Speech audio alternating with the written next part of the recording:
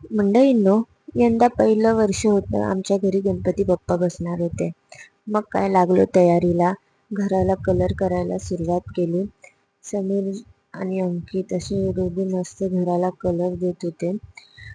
आता कलर दिलाय तर घर वगैरे साफ करायचं होतं. मग काय काढला भांड्यांचा पसारा आणि घेतली भांडी घासायला.